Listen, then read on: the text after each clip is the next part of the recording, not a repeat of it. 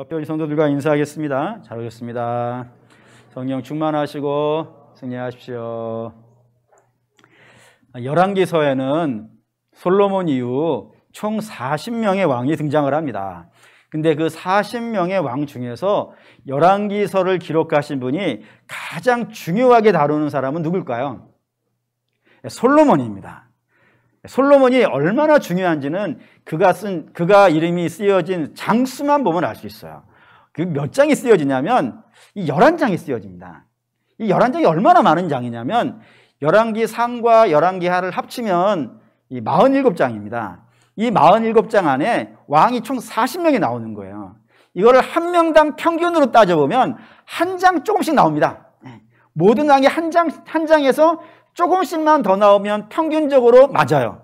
그런데 솔로몬은 11장을 차지했으니 얼마나 중요한 왕이겠어요. 그 정도의 대접을 받는 사람이 솔로몬입니다. 실로 대단한 왕이고 놀라운 왕이고 역사상 전무후무한 왕이라고 봐도 될 만큼 아주 탁월한 왕입니다. 그런데 그런 대단한 왕이 죽었습니다. 그럼 나라가 어떻게 되겠어요? 엄청난 충격이 왔겠죠. 근데 죽은 것만으로도 나라가 심각한 상태가 되는데 나라가 두 개로 쪼개져 버렸어요. 그건 또 얼마나 더 심각할까요? 그러니까 열왕기서를 기록한 믿음의 사람의 눈으로 볼 때는 거의 나라의 존망의 위기가 달려있는, 나라가 망하느냐? 나라가 없어지느냐? 아니면 살아남느냐? 이 존망의 위기에 달려있는 상황에 이제 왕들이 나타나기 시작한 거예요. 여로보암이고 르호보암인데 이 두 사람 중에 이 열왕기서를 기록한 분은 누가 더 좀 나아 보였을 것 같으세요? 누가 더 나아 보였냐면 여로보암이 나아 보였어요. 왜 여로보암이 나아 보였다고 이야기를 하냐면 그 역사가 흘러가는, 성경을 써내려가는 방식을 보면 알 수 있어요. 어떻게 써나가냐면 정통성이에요. 이스라엘 왕위의 정통성은 누구에게 있겠어요? 다윗에게 있어요. 다윗에게. 다윗 가문이에요. 그러니까 다윗이 왕이 됐으면 그 다음 왕은 누가 되겠어요? 솔로몬. 왜? 아들이니까. 어려운 질문을 하지 않습니다. 그럼 솔로몬이 왕이 됐으면 그 다음 왕은 누가 되겠어요?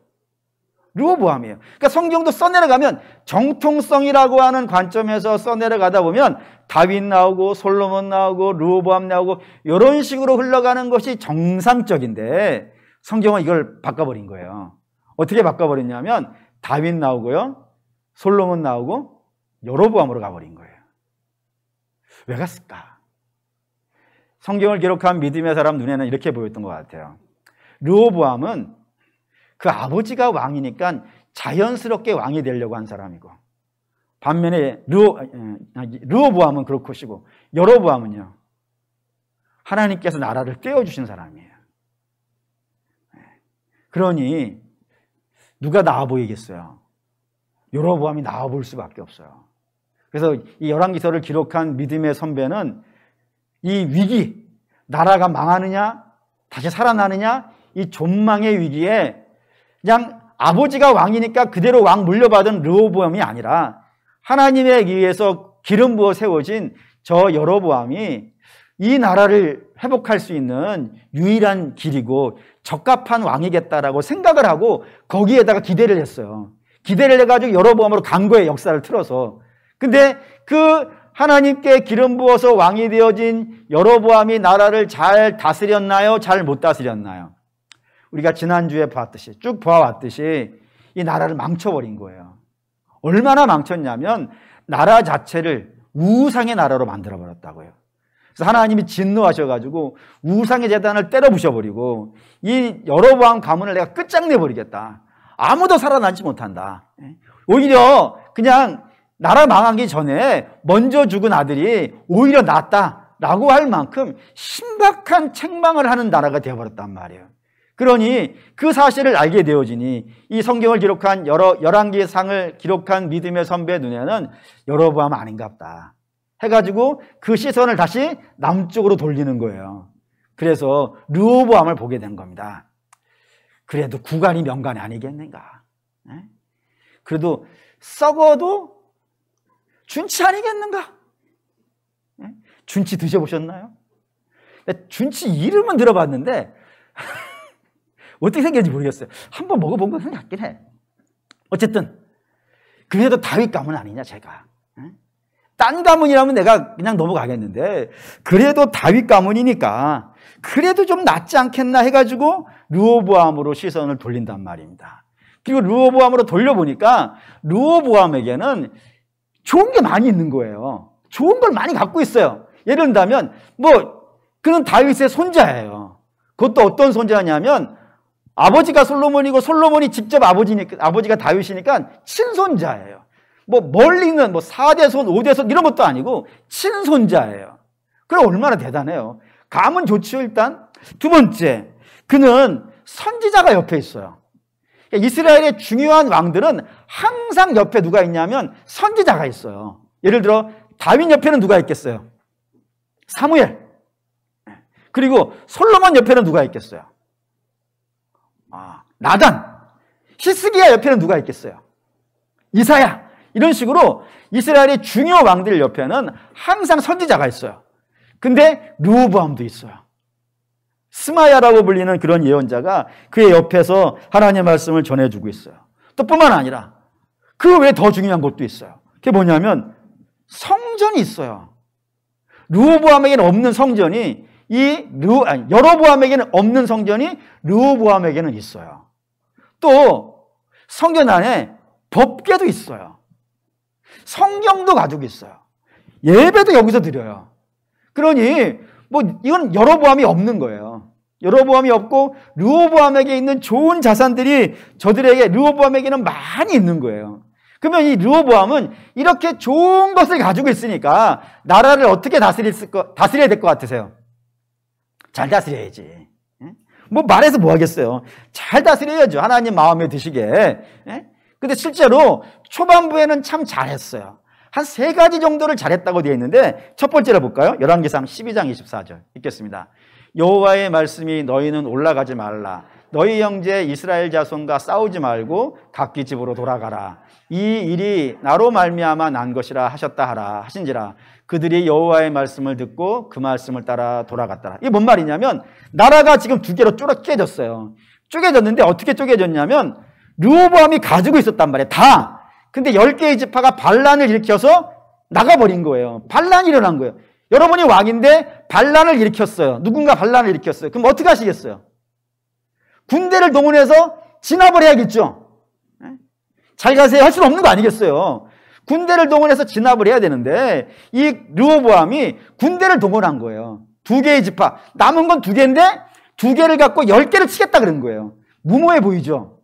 근데 르호보암 입장에서는 이게 할만한 싸움이에요. 할만한 싸움. 이걸 왜 할만한 싸움이라 그러냐면 이 유다 지파와 베냐민 지파는 보통 전쟁의 용사들이 아니에요. 예를 들어 유다 지파는 별명이 있어요. 그 별명 혹시 아시나요? 사자.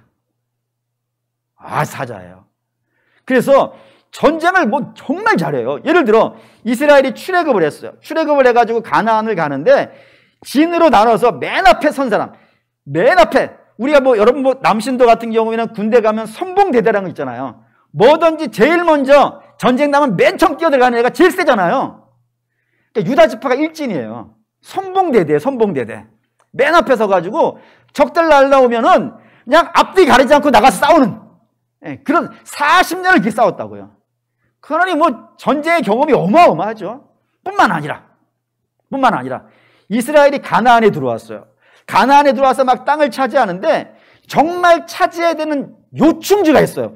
요거를 차지하지 아니하고서는 항상 불안불안한 아주 중요한 요충지. 전주로 말하면 어디쯤 될 거예요? 어디겠어요? 아중리지. 아주 중요한 요충지. 없으면 여기를 뺏기면 나라 망할 것 같은 그런 요충지가 있는데 거기가 헤브론이에요. 헤브론인데 이거를 못 차지하는 거예요. 왜냐하면 그 땅을 지배하고 있는 자가 너무 세. 못 차지하고 있고 그래서 여호수아가 근심하고 있어요.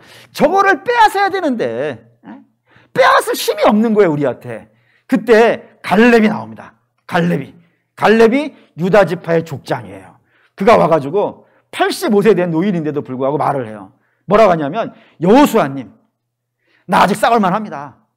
옛날 40년 전에 모세가 이 땅 우리에게 준다 그랬는데 나 싸울만 합니다. 보내주십시오. 이 산지를 내게 주십시오. 내가 가가지고 아무리 강한 적이라도 다 때려부시겠습니다. 해가지고 올라가서 실제로 그 헤브론을 차지해버려요. 그 차지한 지파가 유다 지파예요. 세죠. 뿐만 아니라 다윗 시대도 마찬가지예요. 다윗 때 이 가나안을 대부분 다 점령을 하지만 딱 한 군데 정말 헤브론보다 더 중요한 땅을 하나를 못 차지한 데가 있었어요. 거기가 어디냐면 예루살렘입니다. 그러니까 예루살렘은 다윗 왕이 나타날 때까지도 이스라엘 땅이 아니었던 거예요. 여호수아 때부터 그 긴 시간 동안. 그런데 그 성을 차지한 용사가 요압 장군이고 요압 장군이 유다 지파예요. 그러니까 이렇게 성경에 유다 지파 하면은 막 어마어마하게 잘 싸워요. 전체가 달라붙어도 못 이기는 거를 유다 지파가 가서 잡아온단 말이에요. 그 정도로 싸움을 잘하는 동네가 유다예요. 뿐만 아니라 베냐민도 어마어마해요. 베냐민의 별명을 혹시 아시나요? 예, 물어뜯는 일이에요. 한번 딱 물어버리면은 죽어도 안 놓는, 죽을 때까지 안 놓는 그런 게 베냐민 지파인데 실제로 사사기에 그런 싸움이 하나가 벌어져요. 물론 베냐민 지파가 잘못한 건 이거 다 얘기하면 너무 기니까 그냥 베냐민 지파가 잘못했어요. 그래서 이 11지파가 와가지고 그 범죄자 내놔라 라고 얘기할 때 베냐민 지파가 안 내놓고 11대1로 싸워요. 예? 여러분 한 명하고 11명이 싸우는 거예요. 이걸 3번을 싸워요. 3번을 싸우는데 베냐민이 2번 이겨요. 대단히 세죠. 거기에 유다 지파도 포함되어 있는데 11지파라는 유다 지파도 포함되어 있는데 그들과 싸워가지고 3번을 싸워가지고 2번을 이겨요. 얼마나 잘 싸우는지 아시겠죠. 그렇게 이스라엘 하면 12지파 중에서 싸움꾼 1, 2번이라고 다툴 만큼 대단한 지파가 아직은 남아있으니까 이 정도 들이면 하나 갖고도 11가 싸워서 이길 수 있는데 둘이나 있으니까 10 정도는 해볼만 하겠다라고 생각해서 싸우려 한단 말이에요. 그때 하나님께서 막으시는 거예요. 막으시는 이유는 뻔해요. 유다 지파와 베냐민 지파가 세긴 세지만 그들이 이겼던 것은 저들의 힘이 세서 이긴 것은 아닌 거예요. 어떻게 이긴 거예요? 하나님이 저들 편들어 주셨으니까 이긴 거예요. 그러니 이들이 지금 막 싸우면은 당연히 10과 10대 2로 싸우면 지는 거예요. 하나님 막으셨어요. 너희 싸우지 마. 형제하고 싸우지 마. 이 모든 일들은 나로 말미암아 일어난 일이야. 라고 막으신 거예요. 근데 그 막았다는 얘기를 듣고 르호보암이 어떻게 한 거예요? 그 전쟁을 포기한 거예요. 나는 싸워서 이길 수 있다는 자신감이 있다니까요. 무모한 자신감이든 합당한 자신감이든 나는 할 수 있을 것 같다는 생각이 드는 거예요. 근데 하나님이 하지 마! 라고 얘기했다니까요. 그랬더니 어떻게 했다고요? 안 했다고요. 이게 믿음이라니까요. 실력 있는 거예요. 잘한 거예요. 여러분 하나님이 하지 마 하는데 안 하는 거 얼마나 대단해요. 그거 했단 말이에요. 잘했죠. 두 번째 잘한 것 역대하 11장 5절입니다. 읽을게요. 르호보암이 예루살렘에 살면서 유다 땅에 방비하는 성읍들을 건축하였으니라고 했어요. 그러니까 나라가 두 개로 딱 쪼개진 거예요. 쪼개지고 나서 르호보암이 나라를 지켜야겠다라는 생각이 들어가지고 성들을 막 세우는 거예요. 그러면 저 성을 어디에 세웠을 것 같으세요? 그 말씀 뒤에 이제 쭉 어디다가 성을 쌓았는지가 나오는데 나라가 힌트예요. 나라가 북이스라엘과 남유다로 탁 쪼개져 가지고 이제 적이 됐단 말이에요. 적이 되어진 상태에서 성을 쌓았으니까 그 성을 어디다 쌓았을까요? 근데 당연히 상식적으로 그런 거 아니겠어요? 지금 북쪽과 딱 쪼개져 가지고 북이 적이 됐는데 적이 되자마자 성을 쌓았으니까 북쪽에다가 쌓는 것이 일반적이겠죠. 근데 르호보암은 거기다 안 쌓아요. 어디다 쌓냐면 남쪽에다 쌓아요. 남쪽에다가. 그 남쪽이 무슨 길이냐면 애굽에서 올라온 길이에요. 그러니까 르호보암은 북쪽하고는 나 싸울 만하다 이거죠. 하나님이 싸우지 말라고 해서 안 싸우고 있는 것이지. 난 싸워볼 만해. 싸우면 이길 자신도 있어. 그런데 북이스라엘은 걱정이 안 되는데 어디가 걱정되는 거예요? 애굽은 우리 12지파가 똘똘 뭉쳐 싸워도 만만한 적이 아니에요. 근데 나라가 쪼개져 버린 거예요. 그러니 이럴 때에 애굽에서 올라온다 그러면은 우리가 감당이 되겠는가? 냉철하죠. 애굽에서 올라오는 길 요소에다가 성을 쌓고 방비를 하는 거예요. 아, 대단히 현명한 거예요. 그 아버지가 솔로몬인 게 확실한 것 같아요. 이 정도의 현명함은 지리를, 세계사를 볼 수 있는 눈이 있어야 확인할 수 있을 만큼 탁월한 실력도 있는 사람인 것 같아요. 근데 참 놀라운 거는 이 성을 쌓고 있는 동안에 애굽이 쳐들어오지 않아요. 사실 애굽이 지금 쳐들어올 만도 해요. 왜냐하면은 다윗과 솔로몬이 나라를 지배하고 있는 동안에는 애굽이 을이었어요. 을. 그러니까 애굽 역사에서 이스라엘과의 관계가 갑을로 항상 형성이 되는데 항상 갑이에요. 애굽이. 항상 갑인데 다윗하고 솔로몬 때만큼은 을이래요. 그러니까 얼마나 이스라엘이 셌는 줄 아시겠죠? 뭘 보면 알 수 있냐면 애굽이 이스라엘로 공주를 시집 보내요. 그러니까 공주를 시집 보낸다는 건 그냥 단지 결혼한 게 아니잖아요. 옛날에 왕들이 결혼하는 건 단지 결혼하는 정도의 문제가 아니라 볼모를 보내는 거예요. 볼모를.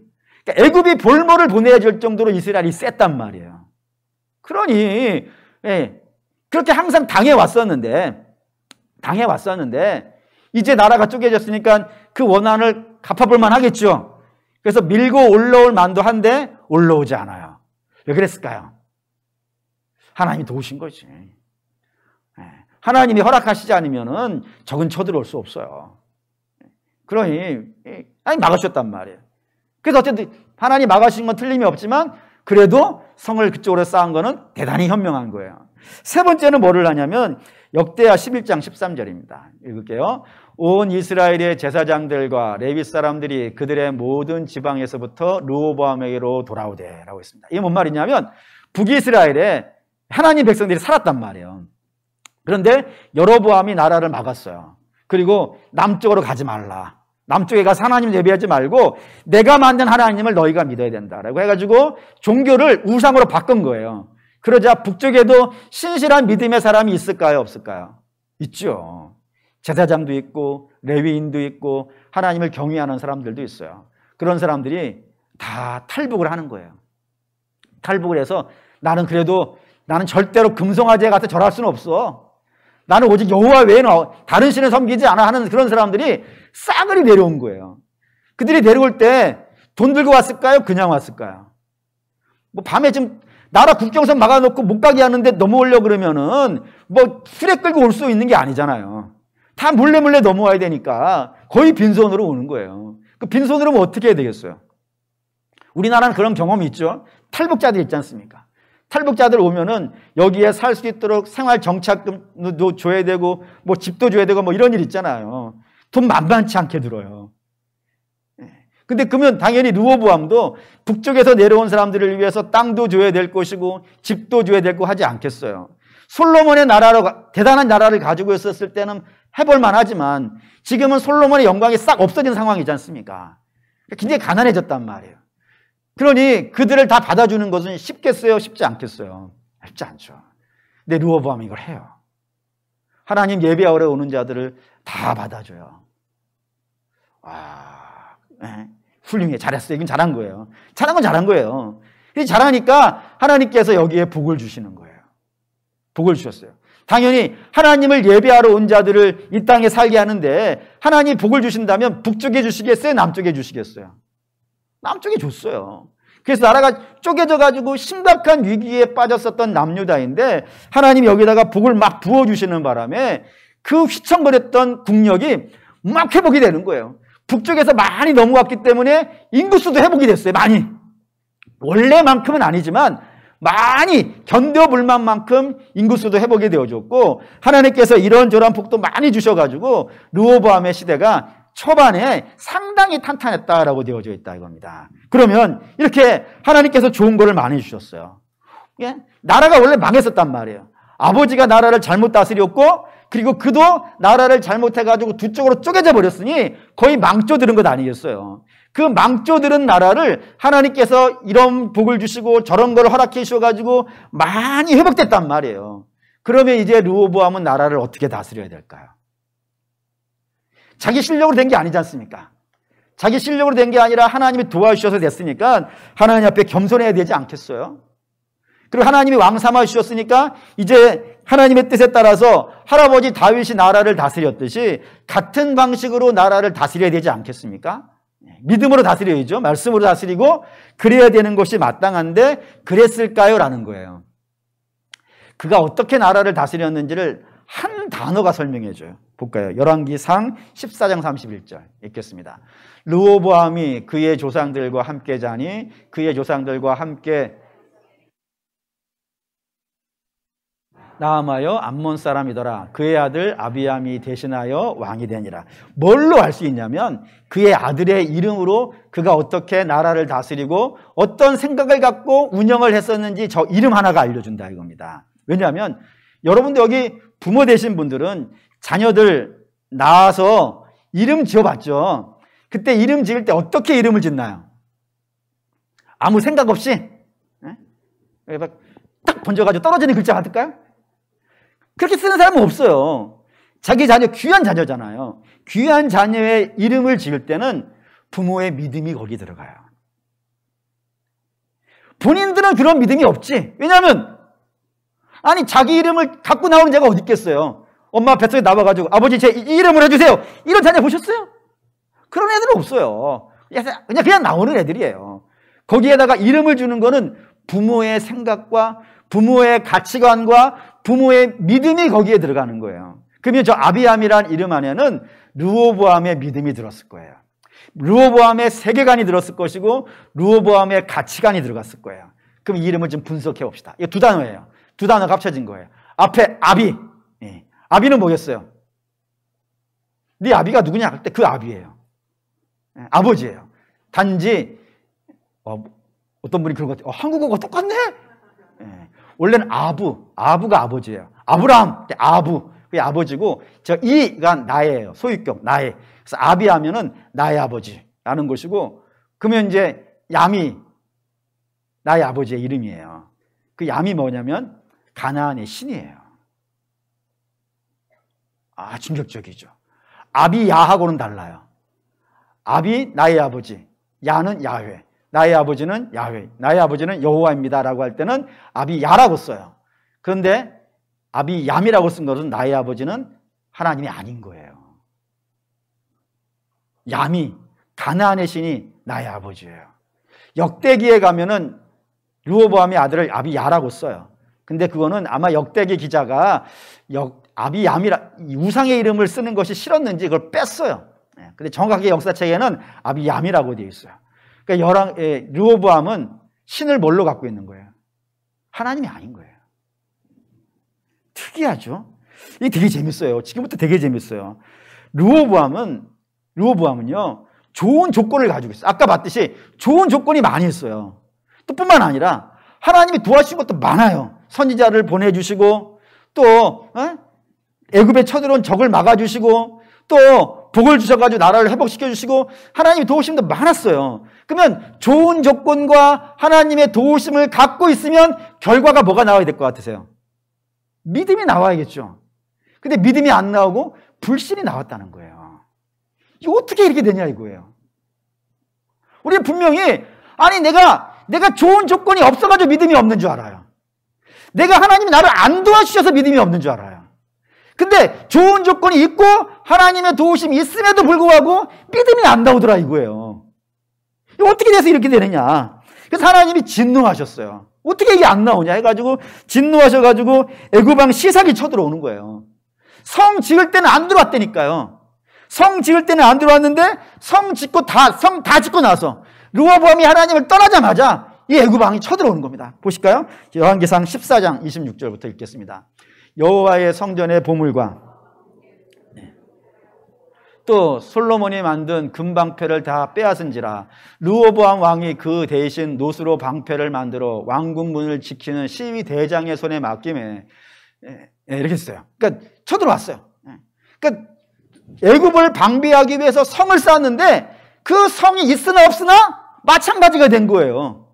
와가지고 어떻게 한 거예요? 금을 다 뺏어갔다고. 금을 다 뺏어갔다고. 이게 굉장히 중요해요. 왜냐하면은 솔로몬의 시대를 부르는 별명이 하나가 있습니다. 그게 뭐냐면 금의 시대예요. 금의 시대. 그러니까 솔로몬을 상징하는 건 금이에요. 금. 금이 많아서 그래요. 일단은 금이 어마어마하게 많아요. 뭐 각종 세금도 어마어마하게 금으로 들어오고 여러분 잘 아시는 스바의 여원도 금 갖고 와요. 어마어마한 금이 들어와가지고 은은 돌처럼 차고 다닐 정도의 시대가 될 정도로 금의 시대예요.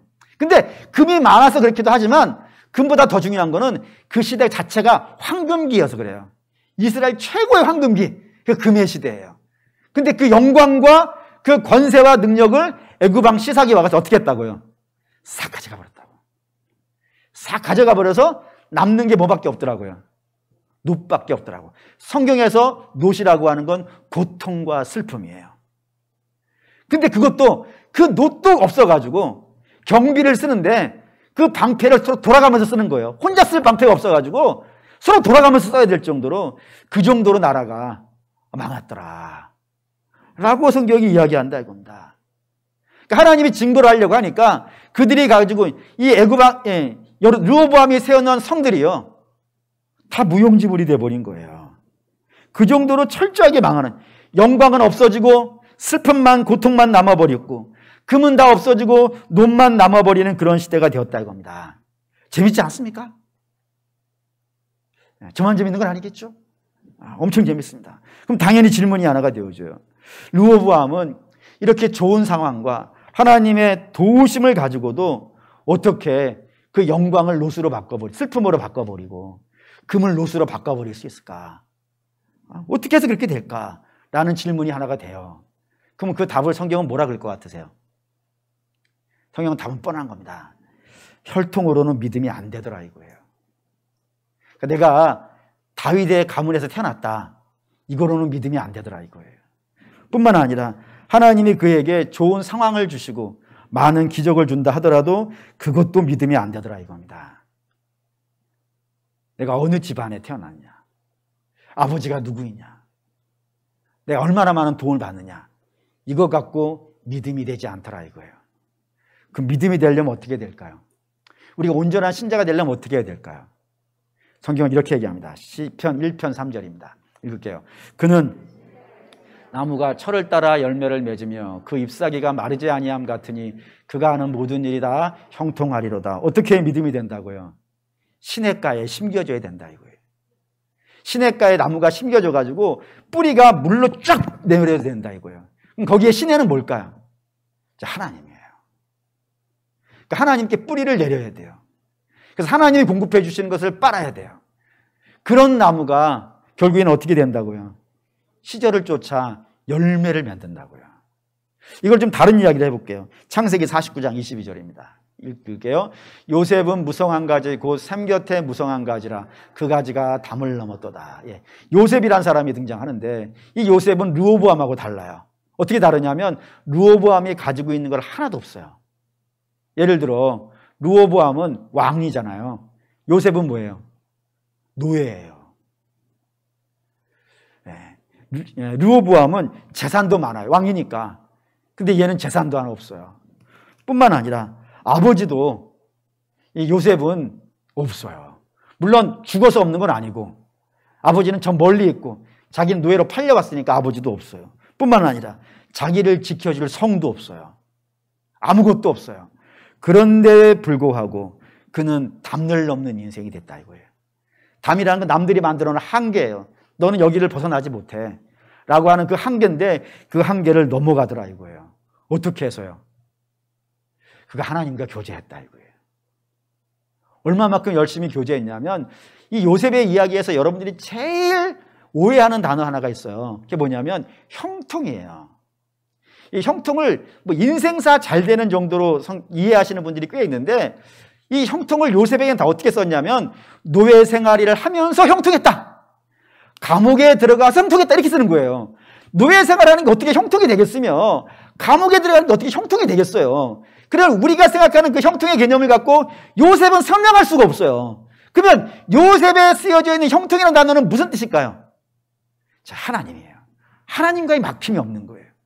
노예살이를 하더라도 그는 하나님께 뿌리를 쫙 내리고 그에서 하나님께 은혜를 받은 거예요. 요셉은 총리를 해야겠다는 생각이 한 번도 하지 않아요. 그렇지 않습니까? 노예가 무슨 총리가 되겠다는 꿈을 꿔요. 하늘을 쳐다볼 수 있는 상황이 아닌데 감옥에 들어가 있는 상태에서 어떻게 총리가 되겠다는 꿈을 꿔요.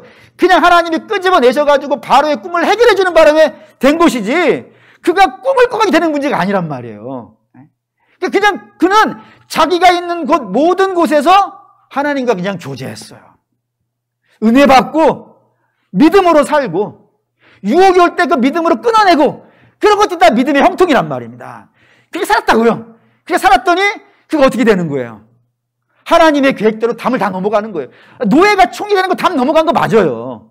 그리고 이스라엘의 모든 지파는 야곱의 아들이 하나가 지파 하나씩밖에 못 만들어요. 근데 요셉은요 2개를 만들어요. 그것도 담을 넘은 거 맞아요. 근데 제일 확실한 담 넘어간 것, 이게 아마 이것 때문에 성경이 담 넘어갔다라고 한 것 같은데 한번 보시죠. 창세기 50장 읽겠습니다. 요셉이 그들에게 이르되 두려워하지 마소서, 내가 하나님을 대신하리이까. 당신들은 나를 해하려 하였으나 하나님은 그것을 선으로 바꾸사 오늘과 같이 많은 백성의 생명을 구원하게 하시려 하셨나니 당신들은 두려워하지 마소서, 내가 당신들과 당신들의 자녀를 기르리이다 하고 그들을 간곡한 말로 위로하였더라 라고요. 뭔 말이냐면 우리 알다시피 요셉의 형제들이 요셉을 죽이려고 했어요. 노예로 팔은 거예요. 근데 형제들이 생각하기에는 우리가 저를 죽이려고 했으니까 당연히 저가 우리를 어떻게 대하는 게 맞겠어요? 예, 미워하고 싫어하고 죽일만 하잖아요. 근데 요셉이 형제를 죽여요, 안 죽여요? 안 죽여요. 오히려 잘 섬기는 거예요. 근데 그게 형제들에게 불안이었나 봐요. 자기들 생각에는, 일반적인 생각에는 내 눈에 눈물 나게 했으면 당신 눈에는 피눈물 뽑아야 되는 것이 일반적인 생각인데, 그런 관점에서 본다면 요셉이 나를 해코지해야 마땅한데 해코지하지 아니하고 오히려 땅을 주고 음식을 주고 잘 살게 해주니, 예? 이해가 안 되는 거예요. 근데 그들이 찾은 답 하나는 뭐였냐면은 아버지가 계시니까, 요셉은 효자니까 아버지 보기에 미안해서라도 잘 대해준 거라 했는데 아버지가 지금 죽었단 말이에요. 그러니 이제 해코지 하겠어요, 안 하겠어요? 할 만한 상황이 된 거예요. 그래서 겁나고 있는 때에 요셉이 그러는 거예요. 당신들이 나를 헤아리 한 건 나 안다 이거. 아직까지도 그게 해결이 안 되는 거예요. 솔직히 말하면 마음속에는 있어요. 어떻게 나를 죽이려고 했던 것을 모른 척하고 살 수 있겠어요. 그런데 그것만 있는 것이 아니라 그 안에 하나님의 놀라운 계획을 알았다. 하나님이 나를 통하여서 이스라엘 전체를 살리려고 하는 그 계획도 알았으니 나는 그 계획 앞에 내 생각 내려놓는다 이거예요. 내려놓고 하나님의 뜻에 따라서 당신들을 먹이고 당신들을 돌보고 당신들을 끝까지 지키겠다라고 한다 이겁니다. 여러분, 이게 사랑이에요. 성경이 말하는. 그러니까 성경이 말하는 사랑은 내게 잘해준 사람이 사랑하는 그 정도가 아닌 거예요. 성경이 말하는 사랑은 나를 해코지할 수 있는 사람, 해코지한 사람들까지도 어떻게 하라는 거예요? 예수님만 한 게 아니라 요셉도 했다 이거예요. 그걸 사랑하는 믿음의, 이게 내 생각으로 되겠어요? 내 의지로 되겠어요? 이게 담 넘어간 거 아니겠어요? 근데 어떻게 이런 담을, 인생이, 야, 사람은 이 정도만 하는 거야. 내게 잘해주는 사람만 잘해주는 것이지 나를 해결하려는 사람 어떻게 잘해줘? 이게 인생의 답이잖아요. 담이에요. 이 담을 어떻게 넘은 거예요? 그게 샘 곁에 심겨졌다 이거예요. 샘 곁에 심겨져서 하나님과 끊임없이 교제하면서 그의 은혜를 입었다고요. 그의 은혜를 입고 그의 사랑을 받고 그의 은총을 입으니까 그의 삶에 뭐가 나타난 거예요? 열매가 나타나서 일을 하더라 이겁니다. 이걸 예수님이 이런 식으로 설명하셨어요. 요한복음 7장 30절 38절 읽겠습니다. 명절 곧 큰 날에 예수께서 서서 외쳐 이르시되 누구든지 목마르거든 내게로 와서 마시라. 나를 믿는 자는 성경의 이름과 같이 내 배에서 생수의 강이 흘러나리라. 너희 목마르냐? 너희 갈증 있냐? 너희 고통 있냐? 너희 문제 있냐? 어떻게 하라고요? 그 문제에 집중할 때가 아닌 거예요. 그 문제에 집중했다고 문제가 해결되는 게 아니라고요. 어떻게 하라고요? 나를 마시라. 나하고 교제하자. 내 은혜를 입으라. 나의 도움을 입으라. 하나님 나랑 만나자 라고 하면서 하나님이 당신께로 부르더라 이겁니다. 좀 더 가보죠. 요한복음 15장 4절 5절 읽겠습니다. 내 안에 거하라. 나도 너희 안에 거하리라. 가지가 포도나무에 붙어있지 아니하면 스스로 열매를 맺을 수 없음같이 너희도 내 안에 있지 아니하면 그러하리라. 나는 포도나무요 너희는 가지라. 그가 내 안에 내가 그 안에 거하면 사람이 열매를 많이 맺나니 나를 떠나서는 너희가 아무것도 할 수 없니라. 주께서 내게 붙어있어라. 그래서 내가 너희에게 공급해 주는 은혜를 입으라. 내가 너희에게 주는 걸 받으라. 내 살을 먹고 내 음료를 마시라. 그러면은 너희의 삶에 열매가 생길 것이고 그 열매가 너희 문제를 해결해 줄 것이라는 거예요. 다 뭐라고 성경이 설명하고 있는 거예요. 샘 곁에 심겨지라고. 하나님과 만나고 하나님과 교제하라고. 그럼 내 삶에 역사가 있다고. 그런데 르호보암은 그 샘 곁에 안 심겨졌다 이겁니다. 그가 심겨진 거 어디에 심겨진지 보시죠. 이 열왕기상 14장 21절 읽겠습니다. 솔로몬의 아들 나왕이 되었으니 르호보암이 왕위에 오를 때 나이가 41세라 여호와께서 자기 이름을 두시려고 이스라엘 모든 지파 가운데에서 택하신 성읍 예루살렘에서 17년 동안 다스리니라. 그의 어머니의 이름은 나아마요 암몬 사람이었더라. 예, 그가 심겨진 곳이 어디였냐면 어머니인데 그 어머니가 암몬 사람이라고 있어요. 근데 여러분 목사님, 이 왕들 이름 나오면 항상 그 어머니 신분 공개하던데요? 라고 말씀하시겠지만 이게 왜 중요하냐면 한 번 더 나와서 그래요. 14장 31절 읽겠습니다. 르호보암이 그의 조상들과 함께 자니 그의 조상들과 함께 다윗성에 장사되니라. 그의 어머니의 이름은 나아마요 암몬 사람이더라. 그의 아들 아비암이 대신하여 왕이 되니라. 이런 예가 없어요. 어머니의 이름을 두 번 쓰는 예가 없어요. 근데 여기 르호보암만은 딱 두 번을 써요. 그리고 그 어머니가 어디 사람이라고요? 암몬 사람이라. 그 세상 사람이라. 라는 거를 굉장히 강조를 해요. 그가 영향을 그 어머니 이방에서부터 받아왔다 이거예요. 근데 하나 더 심각한 게 있어요. 열왕기상 14장 22절 읽겠습니다. 유다가 여호와 보시기에 악을 행하되 그의 조상들이 행한 모든 일보다 뛰어나게 하여 그 범한 죄로 여호와를 노엽게 하였으니. 이 말이 굉장히 재밌어요. 진짜 재밌어요. 뭐가 재밌냐면은 이때까지 성경이 어떤 왕을 설명할 때 이 왕은 훌륭한 왕, 이 왕은 못된 왕 이렇게 설명할 때 쓰는 방법이 이런 식이에요. 시스기야는 여호와 보시기에 다윗 같았다 이렇게 쓰고, 만약에 악한 왕이라면 아하스는 여호와 보시기에 악하였다 이런 식으로 왕의 이름을 쓰고 그가 잘했냐 못했냐를 쓴단 말이에요. 근데 르호보암은 왕의 이름을 안 써놨단 말이에요. 뭐라고만 썼다고요? 유다가 여호와 보시기에 악하였다고요. 나라가 악했다고요. 무슨 의미인지 이해되실까요? 이거 아버지 솔로몬의 죄예요. 솔로몬이 나라를 어떻게 만들었어요? 막판에 우상으로 다 만들었다고요. 그 죄가 그 사회를 망쳐버린 거예요. 그러니까 솔로몬은 자기만 망친 게 아니라 그 자기 아들이 왕으로 다스릴 나라 자체를 다 망쳐버린 상태로 넘겨줬단 말이에요. 아, 심각하죠. 그래서 이 르호보암은 세상과 죄에서부터 영향을 다 받아온 거예요. 좋은 것이 없어서 여기서 받아온 게 아니에요. 그런 앞에서 우리가 얘기했듯이 좋은 것이 많았단 말이에요. 성전도 있고 성경도 있고 제사도 있고 예배도 있고 뭐 다 있어요. 다 좋은 걸 여로보암이 갖고 있지 못한 걸 다 갖고 있음에도 불구하고 거기에서 영향을 받아오지 않고 세상과 죄에서 영향을 받아온 결과 그의 삶에 나타난 게 뭐였다고요? 아비암이었고 하나님의 책망이었고 실패였다 이겁니다. 이게 오늘 우리에게 중요해요. 왜냐하면은 우리에게도 두 가지가 있어서 그래요. 우리에게도 믿음의 자산이 있죠. 믿음의 유산이 있어요. 뭐 예를 든다면 젊은 청년들 같은 경우에는 우리 부모님이 누구야? 이런 세상 사람들이 안 갖고 있는 것이니까 분명히 믿음의 유산 맞아요. 그거 있어요. 또 뿐만 아니라 여러분들 같은 경우에는 나는 교회 가. 매주 교회 가. 이것도 세상 사람들이 안 가지고 있는 거니까 중요한 믿음의 자산이고 성경도 갖고 있으니까 이것도 믿음의 자산 맞아요. 문제는 이거를 가지고만 있느냐 여기에 뿌리를 내리느냐의 문제란 말이에요. 근데 르호보암은 여기에다가 뿌리를 내리지 않았다니까요. 뿌리를 내리지 않으니까 그가 다윗의 손자예요. 얼마나 영광되겠어요. 다윗의 손자인데. 근데 그 영광된 이름을 갖고 있음에도 불구하고 거기에 뿌리를 안 내리고 하나님과 교제를 하지 않으니까 다윗의 삶에 나타났던 것이 그게 하나도 없단 말이에요. 네? 반면에 그 안에다가 그 믿음에다가 뿌리를 내리면요. 예수님에게 뿌리를 내리고 그래서 예수님과 만나고 예수님과 교제하고 예수님의 은혜를 입으면요. 여러분이 가지고 있는 모든 것들이 역사가 돼요. 심지어는 감옥에 있어도 역사가 나타난다니까요. 심지어는 배가 고픈 중에도 기적이 일어난다니까요. 왜 우리가 예수를 믿으면서 기쁨이 없을까요? 왜 예수를 믿으면서 감사가 생기지 않을까요? 우리는 항상 기쁨과 감사를 어디다가 놓고 살아요? 기쁜 일, 감사한 일 여기다 놓고 살아요. 세상에서 뿌리를 내리고 있으니까 세상은 전부 다 그런 거잖아요. 세상은 좋은 일이 있어야 기쁘고 좋은 일이 있어야 감사하고 세상은 다 그런 식이란 말이에요. 근데 우리는 어디다가 믿음의 뿌리를 내리고 있어야 돼요?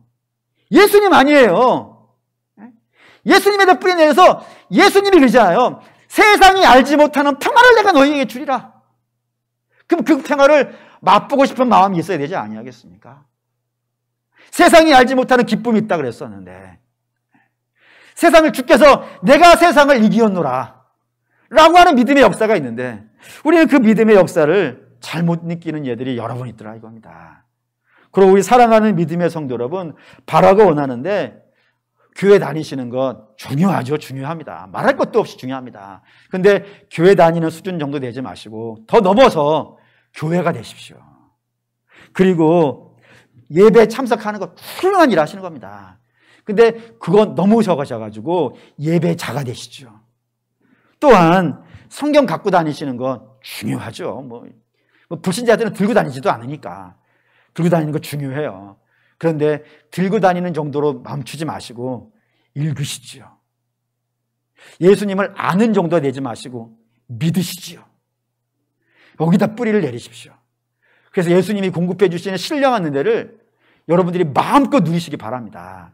그러면은 우리에게도 그 믿음의 열매들이 나타나지 않겠습니까? 열매는 내가 만들어내는 것이 아니라 주가 만들어내시는 것인데 주께서 우리에게 그 믿음의 열매들, 성령의 열매들이 나타나게 한다면 요셉 참 좋아하는 이유가 이거예요. 자기 혼자 총리니까 자기 혼자라도 얼마나 넉넉하게 살 수 있겠어요. 근데 요셉은 자기를 통하여서 남을 살려내잖아요. 남을 잘 되게 하고. 교회가 그거 해야 되지 않겠습니까? 우리가 세상을 복되게 했다면 세상이 우리를 미워할까요? 우리만 복되게 한 것 아닐까요? 우리는 풍족한데 나눠주지 못한 마음이 있어서 그런 것 아닐까요? 그게 이제 요셉을 바라보는 마음인데 어쨌든 바라고 원하기를 사랑하는 믿음의 성도 여러분, 여러분이 지금 관심 있고 중요하게 여기고 많은 시간을 투자해서 하시는 것들이 그게 뿌리 내린 곳이에요.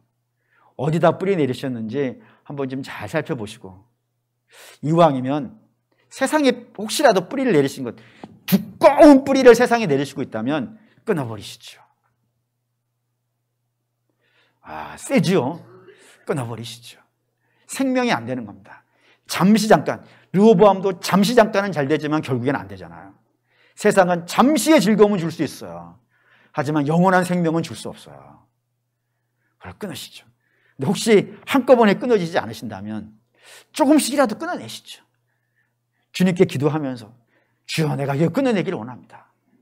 그래서 주님, 내 안에서도 생수가 터져 나오고 예수님으로 인한 기쁨이 있고 상황과 환경에 관계없이 만족과 감사와 즐거움이 있는 그런 신자가 되기를 원합니다 라고 하시면서 주께 도움을 구하시면 주께서 도와주시라 믿습니다. 그리고 옆에 있는 믿음의 동지들이 있다면 그분들에게 도와달라 하시죠. 자꾸 그래서 믿음으로 뿌리 내리십시오. 그래서 주님으로부터 신령한 양식들을 마음껏 공급받으셔서 여러분과 저의 삶도 주 안에서 그 믿음의 선배들이 살았던 기적 같은 삶이 저와 여러분에게 일어나시기를 주의 이름으로 축원합니다. 아멘.